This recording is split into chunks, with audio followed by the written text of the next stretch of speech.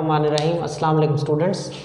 Second year आपके biology के chapter number 17 का लेक्चर नंबर 14 है और आज आपका इम्पॉर्टेंट टॉपिक है और टॉपिक है हमारा थायराइड ग्लैंड का। ठीक है, और ये जो थायराइड ग्लैंड है ये इंसान का सबसे बड़ा एंडोक्राइन ग्लैंड है। So it is the largest endocrine gland of our body. 2-3 MCQs में और भी आपको बता देता हूँ। जिस्म का मास्टर ग्लैंड है पिट्यूटरी ग्लैंड और जिस्म का सबसे बड़ा एंडोक्राइन ग्लैंड है थायराइड ग्लैंड। ठीक है, और जिस्म का सबसे बड़ा ग्लैंड जनरल लीवर है। जिस्म का सबसे बड़ा एक्सोक्राइन ग्लैंड भी लीवर है और एंडोक्राइन ग्लैंड में सबसे बड़ा थायराइड ग्लैंड है। और डबल ग्लैंड कौन है? पेनक्रियाज है। स्टार्ट करते हैं thyroid gland. In mammals it consists of 2 lobes situated below the larynx। ठीक है, मैमल्स के अंदर इसके 2 lobes होते हैं, 2 parts होते हैं and it is situated below the larynx। Structure की बात करें तो 2 lobes होते हैं। ये मैंने डायग्राम बनाई है, इसके 2 lobes होते हैं। ठीक है, ये एक लोब है और ये दूसरा लोब है और ऊपर लेरिंक्स मौजूद है। लेरिंक्स के नीचे थायराइड ग्लैंड मौजूद है। तो it is composed of 2 lobes and it is situated below the larynx. ठीक है, ऊपर कौन मौजूद है? इसके ऊपर लेरिंक्स मौजूद है, ये लेरिंक्स के नीचे मौजूद है और 2 लोब्स पर मुश्तमिल होता है मैमल्स में। It produces thyroxine. ये 3 हार्मोन बनाता है मेन। एक है थायरॉक्सिन बच्चों, जिसको टेट्रा आयोडोथैरोनिन भी बोलते हैं, T4। थायरॉक्सिन जिसको टेट्रा आयोडोथैरोनिन भी बोलते हैं, यानी कि 4 आयोडीन होते हैं थायरॉक्सिन के अंदर या टेट्रा आयोडोथैरोनिन के अंदर। एक और है T3 इसको कहते हैं, एक T4 दूसरा T3। T3 मतलब ट्राई आयोडोथैरोनिन और T3 which has structure similar to thyroxine with 3 iodine atom rather than 4। एक T4 है बच्चों, एक T3 है। इन दोनों की स्ट्रक्चर तकरीबन सिमिलर है सिवाय आयोडीन के एटम के। T4 में आयोडीन के 4 एटम होते हैं, T3 में आयोडीन के 3 एटम होते हैं। और जो तीसरा हार्मोन थायराइड ग्लैंड खारिज करता है वो है calcitonin hormone. Calcitonin hormone clear कर लें, जो आपने पढ़ा 2 लोब्स हैं and it is present below the larynx. It secretes 3 hormones, the thyroxine which is also called T4 or tetra iodothyronine. Second hormone is T3 which is also called triiodothyronine. And this T3 and T4 they have similar structure. They both have similar structure. Just T3 contain 3 iodine atom while T4 contain 4 iodine atoms. बाकी structure same है। और तीसरा जो hormone बनाता है वो है calcitonin. Thyroid gland is active continuously but produces higher level of secretion during period of rapid growth and sexual maturation and in stress situation. And stress situation में बी कोल्ड एंड में be hunger. ये जो thyroid gland है ये क्या करता है? ये एक्टिव रहता है कंटिन्यूअसली, लेकिन जब हमारी रैपिड ग्रोथ हो रही होती है या हमारी सेक्सुअल मैचुरेशन हो रही होती है या हम स्ट्रेस की हालत में होते हैं, रैपिड जब हमारी ग्रोथ होती है या सेक्सुअल मैचुरेशन होती है या स्ट्रेस होती है, स्ट्रेस का मतलब हमें सर्दी लगती है या भूख लगती है, तो उस हालत में ये ज़्यादा हार्मोन खारिज करने लगता है। कौन सा? थायरॉक्सिन, T4 और T3। तो क्या सीखा आपने? The thyroid gland is active continuously but produces higher level of secretion during period of rapid growth and sexual maturation and in stress situation. Stress situation में भी the cold and the hunger. आगे देखें बच्चों, the thyroxine and the triiodothyronine it mean T4 and triiodothyronine mean T3. So T4 and T3 these are the 2 main hormone. The 2 hormone act in essentially in the same way. They act on the basal metabolic rate by stimulating the breakdown of glucose and release of heat and generation of ATP. So जो T3 है बच्चों और जो T4 है, इनका जो काम करने का तरीका होता है वो सेम होता है, ठीक है। T4 और T3 ये जो दो हार्मोन हैं, इनका ये एक्ट करते हैं, काम करते हैं essentially in the same way. तो अब आपने बच्चों T3 T4 का काम देखना है, थायरॉक्सिन का काम देखना है। ये क्या करते हैं बच्चों, ये मेन बात है, आपने याद रखनी है। थायराइड ग्लैंड जो अपनी रतूबतें बनाता है, सिक्रीशन बनाता है, उनके काम क्या हैं और उनमें से किसको देख रहे हैं फिलहाल आप, T4 और T3 को देख रहे हैं। ये इंपॉर्टेंट बात है। These two hormone act on basal metabolic rate. ये जो हमारा मेटाबॉलिज्म का जो रेट होता है, जो हमारे मेटाबॉलिज्म की रफ्तार होती है, उसके ऊपर एक्ट करते हैं और उसको तेज़ करते हैं। सो मेटाबॉलिज्म को, केमिकल रिएक्शन को T4 और T3 तेज़ करते हैं। They act on basal metabolic rate by stimulating the breakdown of glucose।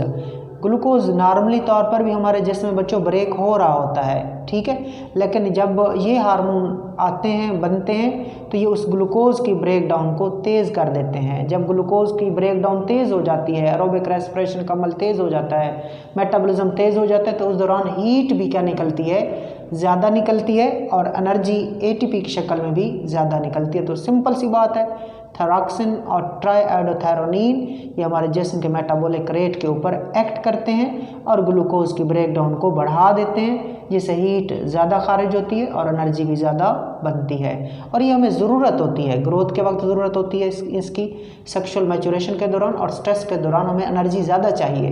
तो इन सिचुएशंस में ये हार्मोन ज़्यादा हो जाते हैं और मेटाबॉलिक रेट को, चीज़ों के ब्रेक डाउन को ज़्यादा करते हैं। They also act in conjunction with the somatotrophin hormone, which is also called growth hormone।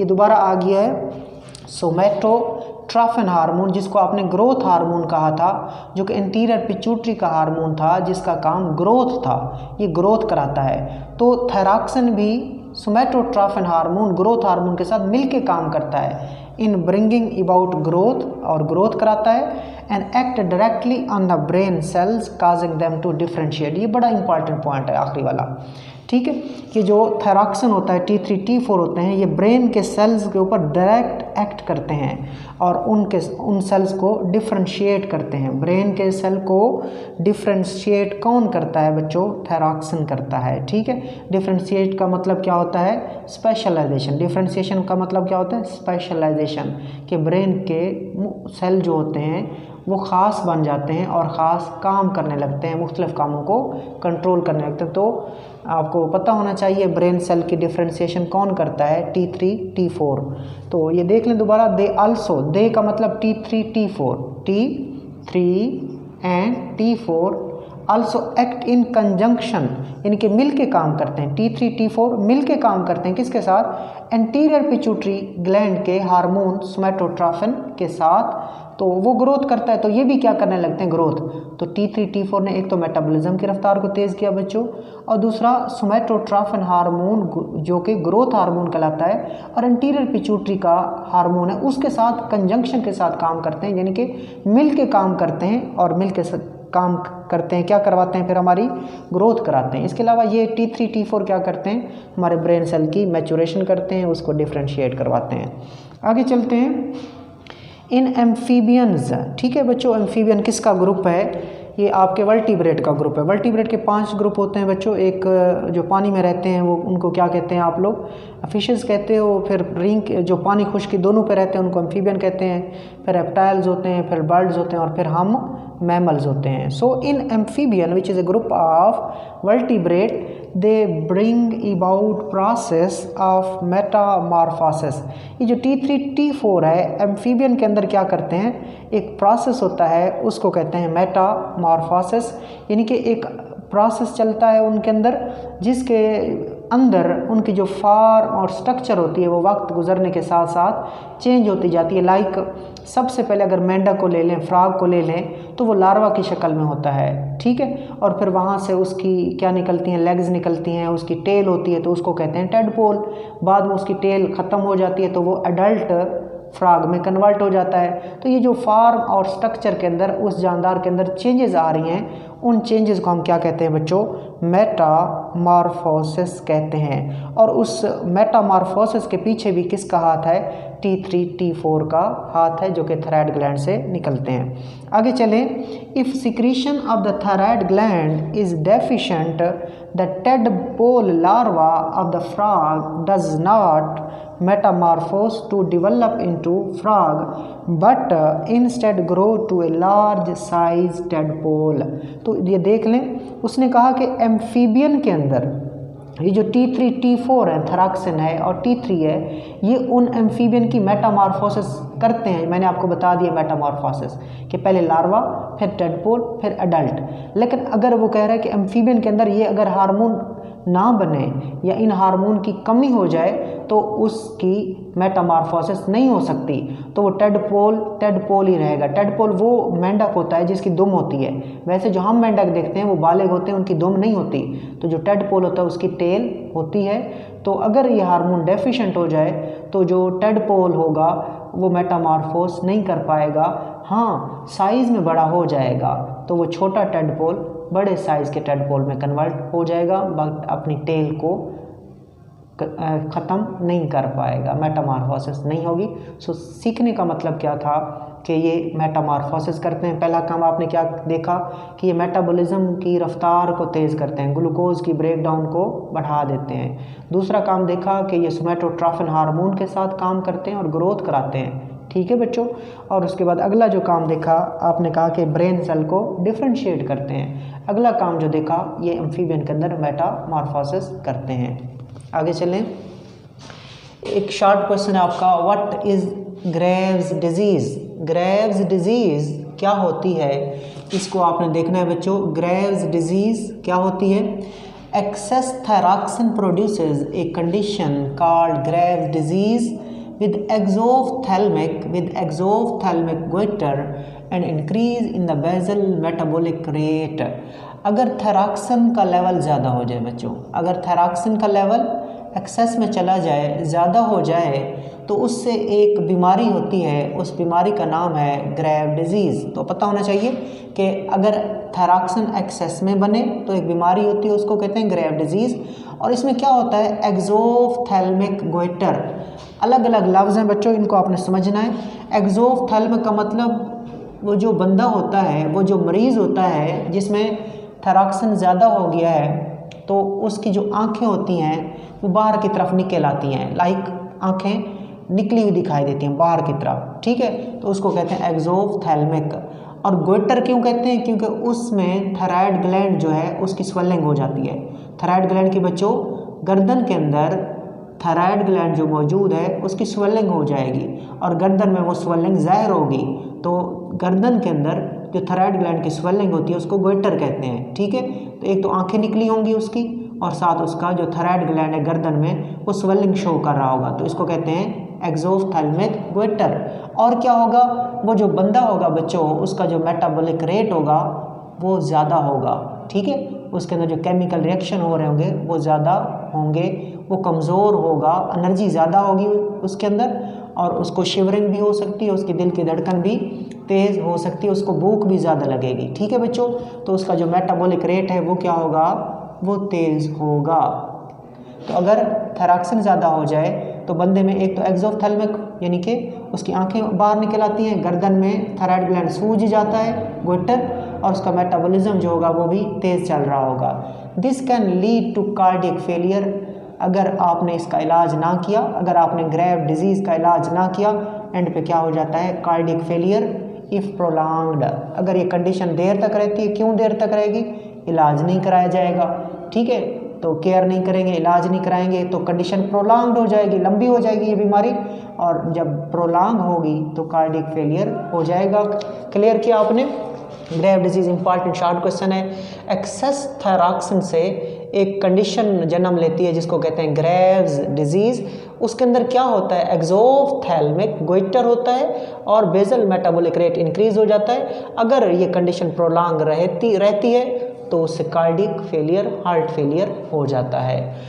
अब वजह क्या है, ग्रेव डिजीज़ क्यों हुई है, ये जो एक्सेस थायरॉक्सिन है ये एक्सेस में क्यों गया है, थायरॉक्सिन हार्मोन एक्सेस क्यों हुआ है, थायरॉक्सिन हार्मोन ज़्यादा क्यों हुआ है, वजह क्या है।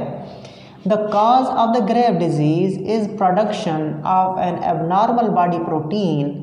तो इसकी वजह, ग्रेव डिजीज़ की वजह एबनॉर्मल बॉडी प्रोटीन है बच्चों। एक बॉडी एबनॉर्मल बॉडी प्रोटीन बनती है, वो क्या करती है, which continuously stimulate the thyroid gland to secrete its secretion. Okay, तो मैं एक डायग्राम छोटी सी बनाई आपको समझाने के लिए। जिस्म के अंदर बच्चों एक एबनॉर्मल बॉडी प्रोटीन बनती है, ठीक है, और एबनॉर्मल बॉडी प्रोटीन क्या करने लगती है, वो आके थायराइड ग्लैंड को स्टिमुलेट करती है, ठीक है। एबनॉर्मल बॉडी प्रोटीन जिस्म में बन गई, वो थायराइड ग्लैंड को क्या करती है, स्टिमुलेट करती है। फिर थायराइड ग्लैंड T3 और T4 बनाने लगता है, जिसके नतीजे में थायरॉक्सिन यानी कि T3 T4 क्या हो जाते हैं, एक्सेस में चले जाते हैं। फिर बाकी चीज़ें बाद में होती हैं। तो ग्रेव डिजीज़ की वजह है बच्चों एबनॉर्मल बॉडी प्रोटीन। वो एबनॉर्मल बॉडी प्रोटीन जो होती है वो मुसलसल थायराइड ग्लैंड को एक्टिवेट करती रहती है, स्टिमुलेट करती रहती है, जिसके नतीजे में थायराइड ग्लैंड बेचारा क्या करता है, थायरॉक्सिन को बढ़ा देता है और काम ज़्यादा करता है, तो बाद में गोइटर की शक्ल में भी चला जाता है, यानी कि इसकी इन्फ्लेमेशन भी हो जाती है। आगे चलते हैं बच्चों, एक और शॉर्ट क्वेश्चन की तरफ चलते हैं। What is cretinism, what is cretinism, short question की क्रिटिनिज्म क्या है। इफ़ कंजेनिटली डेफिशिएंट, अगर पैदाइशी तौर पर ये हार्मोन कम हो, ठीक है बच्चों, लाइक बच्चा पैदा हुआ है और पैदाइशी तौर पर उसमें T3 और T4 की जो रतूबत है, मिकदार है, वो कम है, तो उस बीमारी को क्रिटिनिज्म कहते हैं। इफ़ कंजेनिटली, इसका मतलब आपने क्या लेना होता है, पैदाइशी तौर पर। इफ़ कंजेनिटली डेफिशिएंट, अगर पैदाइशी तौर पर ये हार्मोन कम हो, lack of thyroxine causes cretinism, तो उसको हम क्या कहते हैं, क्रिटिनिज्म कहते हैं। कि पैदाइशी तौर पर अगर थायरॉक्सिन की कमी हो तो इस हालत को हम क्रिटिनिज्म कहते हैं। सिंपल है, बच्चा पैदा हुआ, T3 T4 कम है, तो उसको आप कहोगे cretinism. Where individual fail to develop normally, तो फिर होगा क्या, वो बच्चा क्या करेगा, फेल टू डेवलप नॉर्मली, वो नॉर्मली डेवलप नहीं कर पाएगा। तो फिर कैसा होगा, दे आर स्मॉल, उसके बाद they have coarse scanty hair, तो वो छोटा होगा, उसके कोर्स स्कैंटी हेयर होंगे, थिक येलोइश स्केली स्किन, जो स्किन होगी वो थिक होगी, येलोइश होगी और स्केल की तरह होगी। And they are mentally retarded, ये पॉइंट मैंने आपको बताया था, मैंने कहा था T3 T4 ज़रूरी होते हैं ब्रेन सेल की डिफ्रेंसिएशन के लिए, ब्रेन सेल्स की डिफ्रेंसिएशन के लिए T3 T4 बड़े ज़रूरी होते हैं। अब T3 T4 है ही नहीं, तो मेंटली तौर पर बंदा रिटार्ड हो जाएगा, जहन ठीक काम नहीं करेगा। They also fail to develop sexually, और आपको पता है T3 T4 सेक्शुअल मैचुरेशन भी करते हैं, ब्रेन सेल की डिफ्रेंसिएशन भी करते हैं। जब वो है ही नहीं तो बंदा जो होगा fail to develop sexually. Cretinism cover किया बच्चों आपने। इफ़ कंजेनिटली डेफिशिएंट, अगर विरासती तौर पर ये एंजाइम ना हो तो उससे क्रिटिनिज्म हो जाती है, और वो जो इंसान होगा they fail to develop normally. तो कैसे होते हैं वो बच्चे फिर, they are small and they have coarse scanty hairs, thick yellow scaly skin, and they are mentally retarded. They also fail to develop sexually. Now we come to the next condition or disease, that is mixed edema. Mixed edema इसको कहते हैं deficiency later in life। देखो cretinism में कंजेनिटली deficient है, T3 T4 पैदाइशी तौर पर कम हो तो क्रिटिनिज्म। मिक्स एडिमा में क्या होता है, जब बच्चा छोटा होता है, पैदा होता है, तब T3 T4 ठीक होते हैं, लेकिन जब वो बड़ा हो जाता है, वो एक बड़ा इंसान बन जाता है, जब वो बालिग हो जाता है, तो अगर तब जाके बच्चों T3 T4 कम हो तो उससे कौन सी कंडीशन होती है, मिक्स एडिमा की कंडीशन डेवलप होती है। सो डेफिशिएंसी लेटर इन लाइफ के बाद वाली उम्र में अगर ये T3 T4 क्या हो कम बने, अगर बाद वाली उम्र में T3 T4 स्पेशली क्या हो कम बने तो उसको क्या कहते हैं, मिक्स एडिमा कहते हैं। So perhaps due to iodine shortage in the diet, और अक्सर वजह क्या होती है कि T3 T4 कम बन रहे हैं, उसकी वजह खुराक में आयोडीन की कमी, खुराक में आयोडीन की कमी की वजह से भी थायराइड ग्लैंड काम नहीं करेगा। क्यों? क्योंकि आपने पढ़ा ये ट्राई आयोडोथायरोनिन है, ये टेट्रा आयोडोथायरोनिन है, तो इनको बनाने के लिए आयोडीन की ज़रूरत है, और आयोडीन हम डाइट से हासिल करते हैं। ठीक है, अगर हमारी डाइट में वो आयोडीन कम जा रही हो तो बच्चों बाद में जाके लेटर इन लाइफ में जाके T3 T4 की कमी हो जाती है।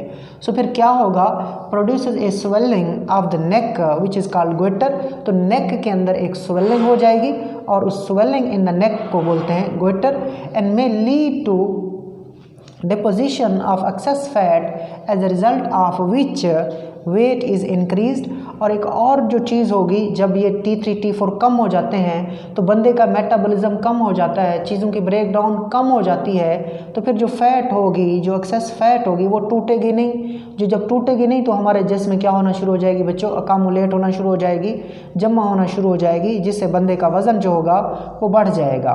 ठीक है, the condition is known as myxoedema, और बंदे का जो जिस्म होगा, चेहरा होगा, पाँव हाथ सारा जिस्म सूजा सूजा सोजिश वाला स्वेल महसूस होगा, इस कंडीशन को बोलते हैं एडिमा। एडिमा आपको पता है कि बॉडी फ्लूइड ज़्यादा हो जाते हैं सेल के अंदर भी और सेल के बाहर भी।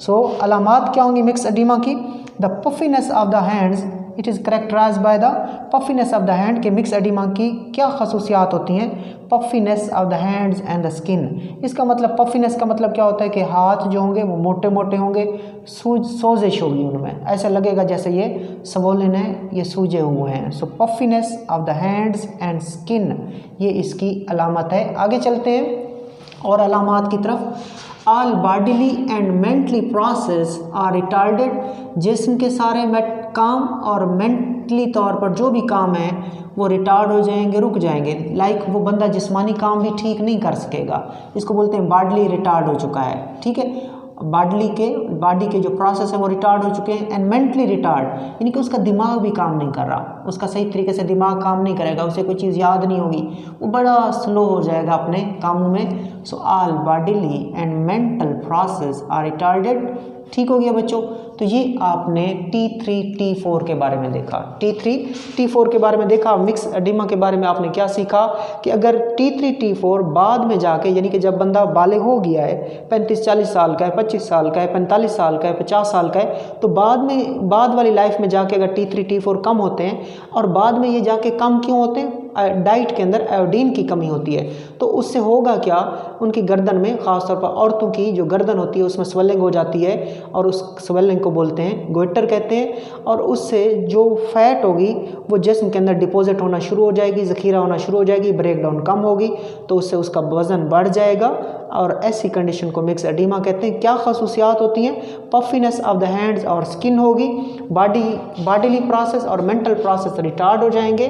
तो ये आपने T3 T4 के बारे में देखा, थायरॉक्सिन और ट्राईआयोडोथायरोनिन के बारे में देखा। आपने एक और बात यहाँ पे सीखी थी कि एक और हार्मोन भी थायराइड ग्लैंड खारिज करता है, उसका नाम है कैल्सिटोनिन। सो थायराइड ग्लैंड का तीसरा जो हार्मोन है वो है कैल्सिटोनिन। अगर आप देखें तो यहाँ पे Ca है, यहाँ से आप हिंट ले सकते हो, कैल्शियम को कंट्रोल करता है, खून के अंदर कैल्शियम की मिकदार को कंट्रोल करता है कैल्सिटोनिन, और कैल्सिटोनिन भी थायराइड ग्लैंड से रिलीज़ होता है। कब? जब कैल्शियम ज़्यादा हो जाए। सिंपल मैं आपको पहले बता दूं कि थायराइड ग्लैंड TG मैंने लिखा, थायराइड ग्लैंड से क्या निकलेगा, थायराइड ग्लैंड से कैल्सिटोनिन निकलेगा, कैल्सिटोनिन हार्मोन निकलेगा, और इसका काम होता है खून के अंदर कैल्शियम को कम करना, इसका काम खून के अंदर कैल्शियम को कम करना। तो बनेगा कब? बनेगा तब जब खून के अंदर कैल्शियम क्या होगी, ज़्यादा होगी। ये बनेगा तब जब खून के अंदर कैल्शियम ज़्यादा होगी। काम क्या करेगा? खून के अंदर कैल्शियम को कम करना। तो बनेगा कब? जब खून के अंदर कैल्शियम ज़्यादा होगी तो बनेगा, और फिर काम क्या करेगा? खून के अंदर कैल्शियम को कम करेगा। तो फिर कैल्शियम को कहाँ भेजेगा? कैल्शियम को भेज देगा बोन्स के पास, खून से निकालेगा और बोन के पास भेजेगा, जिससे क्या होगी? खून के अंदर कैल्शियम कम हो जाएगी। ओके, सो देखिए बच्चों, high calcium ion concentration in the blood causes the stimulation of synthesis and the release of calcitonin। इधर देखें, ये हमारा ब्लड है बच्चों, और हमारे ब्लड में कैल्शियम की मिकदार ज़्यादा हो चुकी है। हमारे खून के अंदर कैल्शियम की मिकदार ज़्यादा हो चुकी है, और ये है हमारा थायराइड ग्लैंड, ठीक है, जो कि गर्दन में होता है, 2 लोब्स पर मुश्तमिल होता है, लेरिंक्स के नीचे मौजूद होता है। सो कैल्शियम की मिकदार खून के अंदर ज़्यादा हो गई, तो फिर जो थायराइड ग्लैंड है वो क्या खारिज करेगा? जब पैगाम जाएगा ना थायराइड ग्लैंड के पास कि थायराइड ग्लैंड खून के अंदर कैल्शियम इंक्रीज़ हो चुकी है, तो थायराइड ग्लैंड उसके रिस्पांस में क्या खारिज करेगा? कैल्सिटोनिन खारिज करेगा, ठीक है बच्चों। और कैल्सिटोनिन ब्लड के ज़रिए ट्रैवल करेगी और कहाँ पहुँचेगी? ब्लड में, मतलब वहाँ से ब्लड के ज़रिए आएगी, और मेन ब्लड जो जिस्म ब्लड है ओवरऑल सारे ब्लड में फैल जाएगी, और फिर यहाँ से कैल्शियम को निकाल देगी और किसके पास भेजेगी? बोन्स के पास, ठीक है, किसके पास? बोन्स के पास जब भेजेगी, कैल्शियम जा रही है तो आहिस्ता आहिस्ता ये जो लेवल ज़्यादा हुआ पड़ा था ये नॉर्मल की तरफ आना शुरू हो जाता है। तो high calcium ion concentration in the blood causes the stimulation of synthesis and release और द सिक्रीशन ऑफ कैल्सिटोनिन, कि खून में जब कैल्शियम ज़्यादा हो जाए तो फिर कैल्सिटोनिन की सिंथेसिस होती है और फिर उसकी रिलीज होती है। आगे चलें, लो level of calcium ion suppress it's manufacture. अब अगर खून के अंदर कैल्शियम पहले से कम हो जाए, ठीक है, खून के अंदर कैल्शियम कम है, तो फिर थायराइड ग्लैंड कैल्सिटोनिन खारिज नहीं करेगा। सो खून के अंदर अगर कैल्शियम कम हो तो थायराइड ग्लैंड कैल्सिटोनिन रिलीज नहीं करेगा। So low level of calcium ion in the blood suppress calcitonin secretion, कि जब खून के अंदर कैल्शियम कम हो जाए तो फिर थायराइड ग्लैंड से कैल्सिटोनिन की सिक्रीशन को सप्रेस किया जाता है, रोक दिया जाता है। हाँ, जब ज़्यादा हो जाए कैल्शियम तो फिर इसकी सिक्रीशन को बढ़ा दिया जाता है। तो ये कब निकलेगा? जब कैल्शियम ज़्यादा होगी। कब खारिज नहीं होगा? जब कैल्शियम कम होगी खून के अंदर। अब एबनॉर्मेलिटीज़ की तरफ आते हैं। एबनॉर्मेलिटी भी हो सकती है ना, कभी ये ज़्यादा बनेगा या कम बनेगा। सो एक्सेस और the deficiency leads to the disturbance of the calcium metabolism with its associated effects on the nerves, on the skeleton, on the muscles and on the blood. अब ये क्या कह रहा है? वो कहता है ये जो कैल्सिटोनिन है ये ज़्यादा बनेगा। अगर मिसाल के तौर पर कैल्सिटोनिन ज़्यादा बनेगा तो खून के अंदर कैल्शियम को कम कर देगा, काफ़ी कम कर देगा। अगर कैल्सिटोनिन कम बनेगा तो कैल्शियम आयन को क्या कर देगा? कैल्शियम आयन ज़्यादा हो जाएंगे। उनको पता चलेगा कि कैल्सिटोनिन है ही नहीं जो हमें ब्लड से निकालेगा, तो कैल्शियम आयन ब्लड में ज़्यादा हो जाते हैं। कैल्सिटोनिन अगर ज़्यादा बने तो खून में कैल्शियम ज़्यादा कम हो जाती है, नॉर्मल से भी कम हो जाती है। अगर कैल्सिटोनिन कम बने, नॉर्मल से कम बने, तो खून के अंदर कैल्शियम ज़्यादा हो जाती है। सो चाहे कैल्सिटोनिन एक्सेस में बने, चाहे कैल्सिटोनिन डेफिशिएंट हो या कम हो, तो उससे क्या होता है? Disturbance of calcium metabolism. तो दोनों सूरतों में बच्चों कैल्शियम का मेटाबॉलिज्म डिस्टर्ब हो जाएगा। और कैल्शियम बड़ी ज़रूरी होती है नर्व्स के लिए, स्केलेटन के काम के लिए, मसल्स के काम के लिए और ब्लड के काम के लिए। जब कैल्सिटोनिन ज़्यादा या कम होगा उसका नतीजा ये निकलेगा, कैल्सिटोनिन अगर एक्सेस में है तो कैल्शियम ब्लड में कम हो जाएगी। अगर कैल्सिटोनिन क्या हो रहा है? कम बन रहा है तो ब्लड में कैल्शियम ज़्यादा हो जाएगी। सो कैल्सिटोनिन के एक्सेस या डेफिशिएंसी से कैल्शियम का मेटाबॉलिज्म मुतासर होता है, और फिर जिसके असरात आते हैं किसके ऊपर? नर्व्स के ऊपर, स्केलेटन के ऊपर, मसल के ऊपर और ब्लड के ऊपर। एक इंफॉर्मेशन है, calcitonin is antagonistic to the parathormone. ठीक है, कल नेक्स्ट लेक्चर में हम पैराथायराइड ग्लैंड के बारे में पढ़ेंगे, और पैराथायराइड ग्लैंड का जो हार्मोन होगा उसको पैराथार्मोन भी कह सकते हैं या पैराथायराइड हार्मोन भी कह सकते हैं। तो ये जो पैराथायराइड हार्मोन है, ये जो कैल्सिटोनिन है, ये अपोजिट काम करते हैं। कैल्सिटोनिन खून में कैल्शियम को कम करता है, पैराथार्मोन खून में कैल्शियम को इंक्रीज करेगा। So calcitonin is antagonistic to parathormone hormone या पैराथायराइड हार्मोन। ये दो हार्मोन, एक कैल्सिटोनिन और एक पैराथार्मोन या पैराथायराइड हार्मोन, ये एक दूसरे के अपोजिट काम करते हैं। Table salt with iodine is recommended so that there is no deficiency of the iodine in the diet and thus of the thyroxine in the body। ये क्या है? Table salt. टेबल साल्ट का मतलब क्या होता है कि हम वो नमक जो हम रोज़ाना घर में इस्तेमाल करते हैं, ठीक है, खाना बनाने में उसको डालते हैं, उसको टेबल साल्ट बोलते हैं। सोडियम क्लोराइड ये हमारा टेबल साल्ट है, मतलब घरों में इस्तेमाल होने वाला नमक है। सोडियम क्लोराइड जो होता है विद आयोडीन, अक्सर कहा जाता है, अक्सर आप सुनते होंगे आयोडाइड साल्ट के सोडियम क्लोराइड के साथ आयोडीन भी ऐड है, तो that is called iodide salt. So table salt यानी कि ये वाला विद आयोडीन इज रिकमेंडेड, तजवीज़ किया जाता है कि टेबल साल्ट के साथ आप क्या लो? आयोडीन लो, यानी कि आयोडाइड साल्ट लो। इज रिकमेंडेड, तजवीज़ किया जाता है, क्यों? So that there is no deficiency of iodine, ताकि आयोडीन की कमी ना हो। आयोडीन की आप कहेंगे सर आयोडीन थायराइड ग्लैंड में आयोडीन, बच्चों थायराइड ग्लैंड को काम करने के लिए यानी कि T3 बनाने के लिए, T4 बनाने के लिए किसकी ज़रूरत होती है? आयोडीन की ज़रूरत होती है। और आयोडीन कहाँ से आएगी? हमारी खुराक से आएगी, डाइट से। सो डाइट में आयोडीन है और आयोडीन थायराइड ग्लैंड को चाहिए, फिर जाके ये थायराइड ग्लैंड T3 और T4 बनाएगा। तो टेबल साल्ट के साथ आयोडीन रिकमेंड किया जाता है ताकि आयोडीन की कमी ना हो, और दूसरे लफ्ज़ों में थायरॉक्सिन की कमी यानी कि T4 की कमी भी बॉडी में ना हो। तो ये बच्चों आपका इम्पॉर्टेंट टॉपिक था द थायराइड ग्लैंड। अल्लाह हाफ़िज़।